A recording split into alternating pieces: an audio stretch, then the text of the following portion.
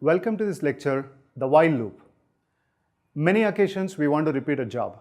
So we want to execute a code again and again and again until we want to stop it based on some condition. It might be a case where you are trying to read all the lines of a file one by one, stop when there is nothing to read. You might be interested to read data from a database table. When there is no records, you stop it. Now this is where a while loop comes, and this is the simplest of the loops that we have. It's a block of code which repeats until a condition becomes false. At the end of this video, you should be able to understand the way while loop works and the way while loop can be understood with the help of a flowchart. Now let's look at the basic working of a while loop. A while loop allows the code to be executed repeatedly based on a given Boolean condition. Now remember, the condition must always be a Boolean. It can also be thought of as simple if condition, but except that it repeats itself. Syntactically, it's just a replacement of if with a while. The condition is evaluated and the code gets executed. The condition gets evaluated again and again and again until it becomes false. Now let's look at the way it works.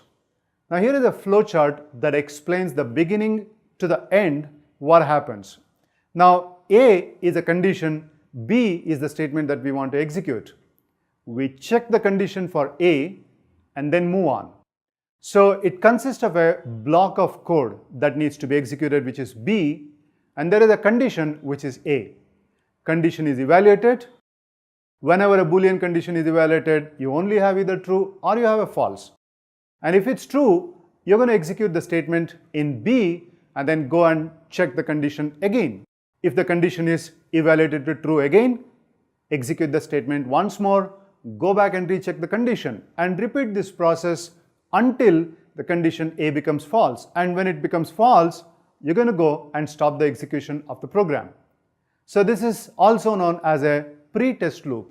Reason that you're checking the condition before you can actually execute the code. There is also another loop called as a do-while loop, which is exact opposite of this. So you do the statement first and then check that. So that's called as a post-test loop.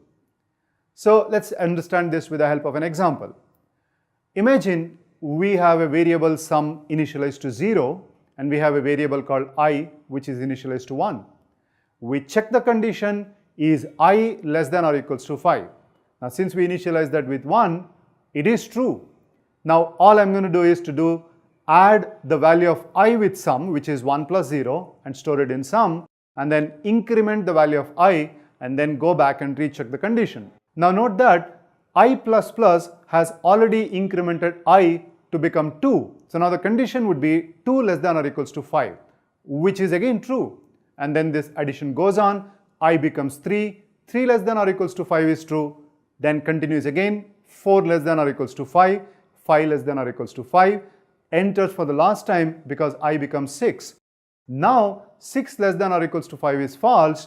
Now the statements won't get executed, skips and comes out of the while loop. Now this is how the program works, and this is the simplest of one.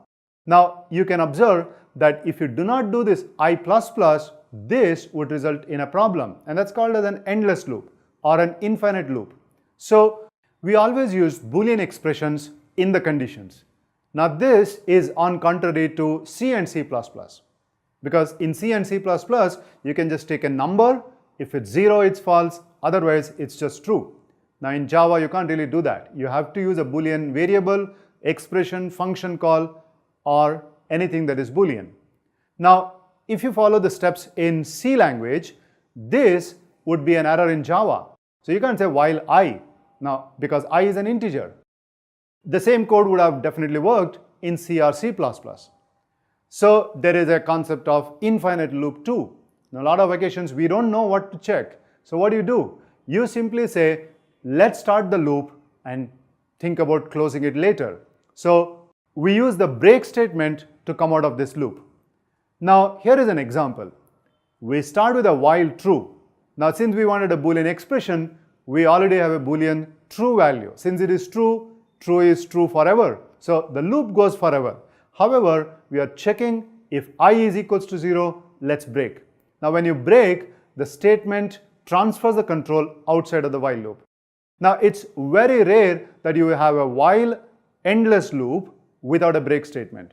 Or you can also come out of a loop with more stronger keywords such as return or throwing an exception or even stopping the JVM. But most commonly used is break statements. Now let's quickly summarize what we learned. Now we saw how to use a loop, which is while loop. A while loop is a code that gets executed repeatedly. It consists of a block of code to be executed based on a condition, and it always requires a Boolean expression. A true condition makes the loop an infinite one.